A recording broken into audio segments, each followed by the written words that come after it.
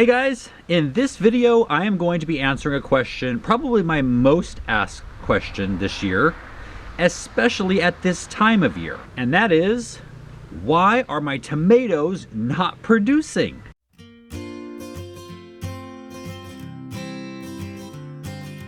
Hey, I'm Brian with Next Level Gardening. If you're looking to join an online garden community that offers tips, tricks, and support to help take your garden to the next level, you're in the right place. Get started now by clicking subscribe and hit the bell so you never miss anything.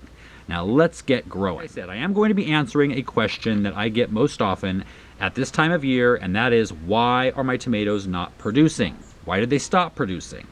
Now maybe you started them early and you got some tomatoes and then all of a sudden there's just nothing. Or maybe you started them a little later and there's been nothing from the beginning.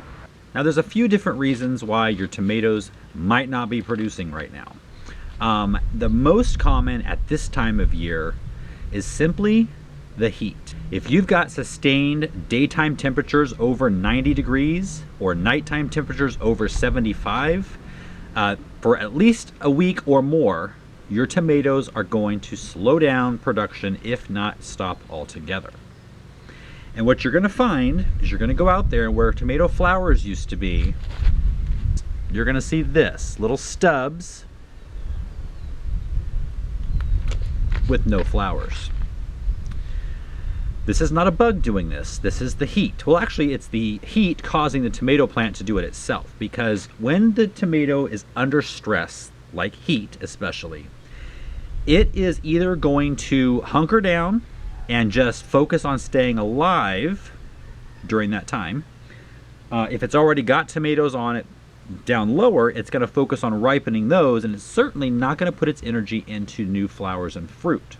So they're going to drop off. Pollinated or not, they're going to drop off. Now you can't control the weather, so you have to control your timing first of all. So if you live in a long growing season, whereas you can put them out earlier and you can leave them in later, then you can do a couple of different things. You can get them out as early as possible and hopefully get a good harvest before that summer heat kicks in, or plant them in midsummer and you have a long enough fall to be able to get a late harvest after the heat of the summer dissipates. Now if you live up north and you have a shorter growing season, still try to get them out as soon as possible. Maybe start them indoors 6 to 8 weeks before your last frost date, and then once your last frost date is passed, get them out into the garden. And if you have, a heat wave that lasts a week, over 90 daytime temperatures, 75 nighttime temperatures, use some shade cloth. Put some shade cloth over, maybe 35% shade cloth. I'll leave a link down in the video's description. That's going to help keep it a little bit cooler. It will lower it maybe 5 degrees under that shade cloth. If it does not go past a week or so, your tomato plants may not even stop producing. They may not drop any flowers and you'll be fine. If it goes a little bit longer than that, keep the shade cloth going. Keep them healthy. Keep them watered. If you're doing the aspirin spray, and I'll put a video up here about that, definitely keep doing that, especially if you live in a humid environment. And you just want to keep your plants limping along through that heat, because on the other side of that heat, they're going to jump right back into production and start leaving those flowers on there to ripen. A lot of times, kind of like rings of a tree, if you go back, you can tell what years were of drought and what years were there was plenty of water. It's the same thing with a tomato plant. Starting at the bottom, the beginning of the season, the weather was fine. You're getting tomatoes, they're ripening nicely. Then you move up to the next level and maybe there are no tomatoes, there are no flowers, but then and that's during the heat of, a heat wave, the heat of the summer, and then up the tomato plant again, and all of a sudden you've got some baby tomatoes. And that's just because the heat was over, they started producing again. Now the second issue you might have, if it's not hot, maybe it's earlier or later in the season, it's below those temperatures, and your flowers are still falling off and you still get that little stubby stem. In that situation, it's most likely, it could be a watering issue, so make sure you're keeping them well watered. You should always have the soil slightly moist. If you know for sure that watering is not the problem, then it's most likely a lack of pollination. Tomato flowers are perfect flowers, meaning they have the male and the female part in the same flower. So the pollen doesn't have to travel very far to pollinate the flower. Now, this can be done with wind, it can be done with bees. A lot of bumblebees sometimes will have a good, just the vibration of the bee being there is going to shake that pollen loose, get it to the female part, and pollinate that fruit.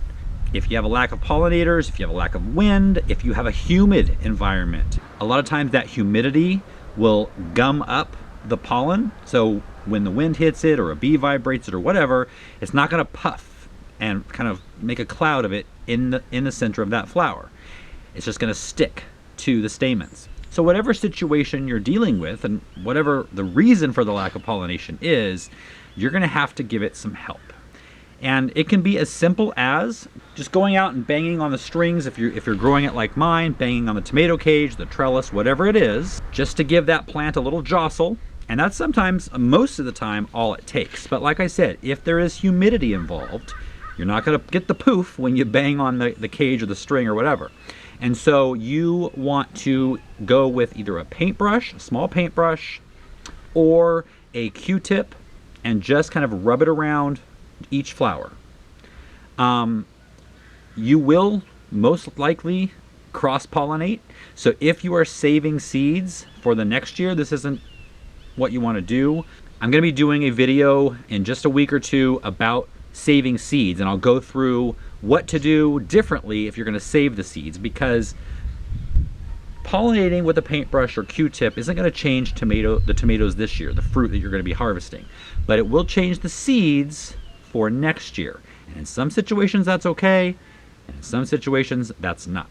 But I'll go through that in that video. So you can do it with a paintbrush or a Q-tip. You can also do it mimicking the bumblebee.